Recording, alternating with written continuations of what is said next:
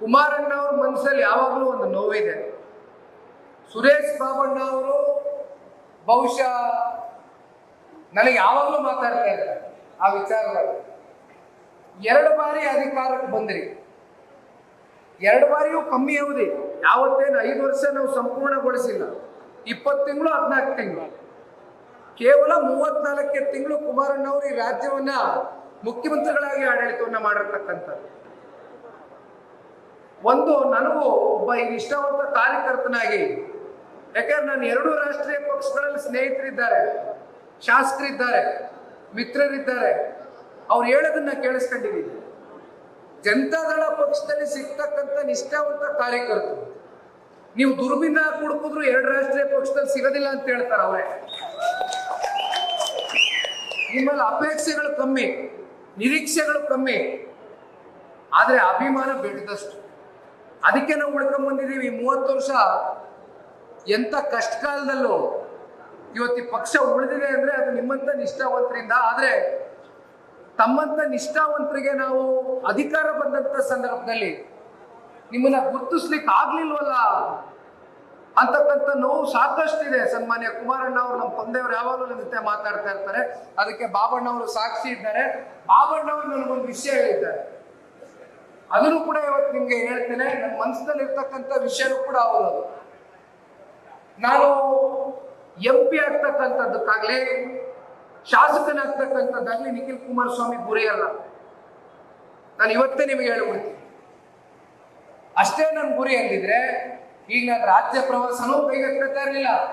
ಯಾವ್ದಾದ್ರು ಒಂದು ಕ್ಷೇತ್ರ ಭದ್ರವಾಗಿ ಇಟ್ಕೊಂಡು 3 ವರ್ಷ ಬೆಳಗ್ಗೆ ಸಂಜೆ ರಾತ್ರಿ ಹಗಲು ರಾತ್ರಿ ಜನಗಳ ಮಧ್ಯೆ ಇದ್ರೆ ಅದ್ಯಾಕೆ ಕೆಲಸ ಅಲ್ಲ. ಆದ್ರೆ ಪ್ರಶ್ನೆ ಅದಲ್ಲ.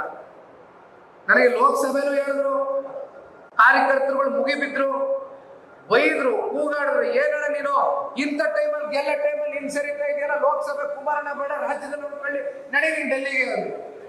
ನಾನು ಹೇಳಿದೆ, ಬೇಡ ಕಂಡ್ರಪ್ಪ, ಈಗ ಸಮಯ ಅಲ್ಲ, ನಾನು ಪಕ್ಷ ಕಟ್ಟಬೇಕು, ನಾನು ರಾಜ್ಯ ಪ್ರವಾಸ ಮಾಡಬೇಕು, ಸಮಯ ಬರ್ತದೆ ಹಿರಿ ಅಂತ ಕುಮಾರಣ್ಣ ಹೋಗಿ ಅನಿರೀಕ್ಷಿತ ನಿಂತ್ಕೊಂಡು.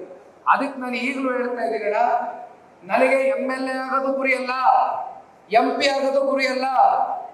ನನ್ನ ಗುರಿ ನೀವೆಲ್ಲ ಏನು ಪ್ರಾಮಾಣಿಕವಾಗಿ ಎಷ್ಟು ವರ್ಷ ಪಕ್ಷ ಕಟ್ಟಿದ್ದೀರಿ, ನಿಮ್ನೆಲ್ಲ ದಡ ಮುಟ್ಟಿಸ್ಬೇಕು. ಅಧಿಕಾರ ಬಂದಾಗ ನಿಮ್ಗೊಂದು ಅಧಿಕಾರ ಕೊಡಬೇಕು, ನಿಮ್ಮನ್ನು ಗೌರವದಿಂದ ಸಮಾಜದಲ್ಲಿ ನೀವು ತಲೆ ಎತ್ಕೊಂಡು ತಿರುಗ್ತಕ್ಕಂಥ ಒಂದು ವಾತಾವರಣ ಕ್ರಿಯೇಟ್ ಮಾಡ್ತಕ್ಕಂಥದ್ದು ಈ ನಿಖಿಲ್ ಕುಮಾರಸ್ವಾಮಿಯ ಕನಸು, ಈ ನಿಖಿಲ್ ಕುಮಾರಸ್ವಾಮಿಯ ಗುರಿ, ನನ್ನ ಕಲ್ಪನೆ. ದಯಮಾಡಿ ನೀವೆಲ್ಲ ನನ್ನ ಜೊತೆ ಕೈ ಜೋಡಿಸ್ತೀರಾ ತಾನೆ? ನೀವೇನಿವತ್ತು ಪಕ್ಷಕ್ಕೋಸ್ಕರ ದುಡಿತೀರಿ, ನಿಮ್ಮ ದುಡಿಮೆಯನ್ನ, ನಿಮ್ಮ ಪ್ರಾಮಾಣಿಕತೆಯನ್ನ ಇವತ್ತು ಹೇಳ್ತಾ ಇದ್ದೀನಿ. ಬಾಬಣ್ಣ ಅವರು ಇದ್ದಾರೆ, ಬಾಬಣ್ಣ ಅವರು ಸಾಕ್ಷಿ. ಯಾಕೆಂದ್ರೆ ಬಾಬಣ್ಣ ನನ್ನ ಮೇಲೆ ಯಾವಾಗಲೂ ಚಾರ್ಜ್ ಮಾಡ್ತಾರೆ. ನಾನು ಇತ್ತೀಚೆಗೆ ಸ್ವಲ್ಪ ಒಂದು 3 ವರ್ಷದಿಂದ ಸಕ್ರಿಯವಾಗಿರೋದು, ಸಂಪೂರ್ಣವಾಗಿಲ್ಲ. ನಾನು ಚಿತ್ರರಂಗದಲ್ಲಿ ಚಿತ್ರನಟ ಆಗಿದ್ದೆ, ನಿಮಗೂ ಗೊತ್ತಿದೆ. ಸಂಪೂರ್ಣ ಎಲ್ಲ ಬಿಟ್ಟು ಧುಮುಕಿದ್ದೀನಿ ನಿಮ್ ಜೊತೆನಲ್ಲಿ. ಇವತ್ತು ಬಾಬಣ್ಣ ಅವ್ರು ಹೇಳ್ತಾರೆ, ನೋಡು ಬ್ರದರ್, ಈಗ ನಿನ್ ಮೇಲೆ ಇರ್ತಕ್ಕಂಥ ಜವಾಬ್ದಾರಿ, ಮುಂದೆ ಅಧಿಕಾರ ಬರುತ್ತೆ, ಒಳ್ಳೆ ಕಾಲ ಬರ್ತದೆ, ಜನ ದುಡಿತಾರೆ, ಕಾರ್ಯಕರ್ತರು ಶ್ರಮ ಹಾಕಿ ಬೆವರು ದುಡಿತಾರೆ, ಪಕ್ಷ ಅಧಿಕಾರಕ್ಕೆ ತಗೊಂಡ್ಬರ್ತಾರೆ. ಆದ್ರೆ ಅಧಿಕಾರ ಅವ್ರು ಕೊಡಿಸ್ತಕ್ಕಂಥದ್ದು ಅಧಿಕಾರ ಬಂದಾಗ ನಿನ್ ಜವಾಬ್ದಾರಿ ಅಂತ ತಾಕೀತ್ ಮಾಡೋರು ಬಾಬಣ್ಣ ಅವರು, ಅದನ್ನು ನಿಮ್ಗೆ ಹೇಳ್ಬಿಟ್ಟು. ಹಂಗಾಗಿ ದಯಮಾಡಿ ಅಣ್ಣ, ನಾವೆಲ್ಲ ಒಟ್ಟಾಗಿ ಒಗ್ಗಟ್ಟಾಗಿ, ಮತ್ತೆ ನಾಗರಾಜಣ್ಣ ಅವ್ರಿಗೆ ಹೇಳ್ತಾ ಇದ್ದೀನಿ, ವಾರಕ್ಕೊಮ್ಮೆ ಬರ್ತಕ್ಕಂಥ ಪ್ರಶ್ನೆನೇ ಇಲ್ಲ, ಪ್ರಶ್ನೆನೇ ಇಲ್ಲ. 1000 ದಿನ ನಮ್ಮ ಎದುರುಗಡೆ ಇದೆ, 3 ವರ್ಷ ನಮಗೆ ನಮ್ಗೆ ಅವಕಾಶ ಇದೆ.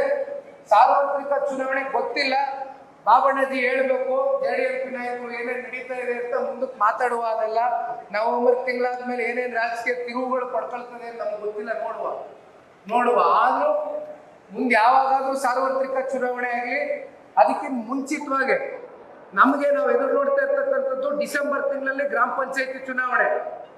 ಗ್ರಾಮ ಪಂಚಾಯತಿ ಚುನಾವಣೆ ಪಕ್ಷದ ಬೇಸ್ ಆಗಬೇಕು. ಜಿಲ್ಲಾ ಪಂಚಾಯತಿ, ತಾಲೂಕು ಪಂಚಾಯತಿ ಚುನಾವಣೆಗಳಲ್ಲಿ ಸ್ಪರ್ಧೆ ಮಾಡ್ತಕ್ಕಂಥ ಅಭಿಲಾಷೆಯನ್ನ ಇಟ್ಕೊಂಡಿರ್ತಕ್ಕಂಥವ್ರು ದಯಮಾಡಿ ಮುಂದೆ ಬನ್ನಿ.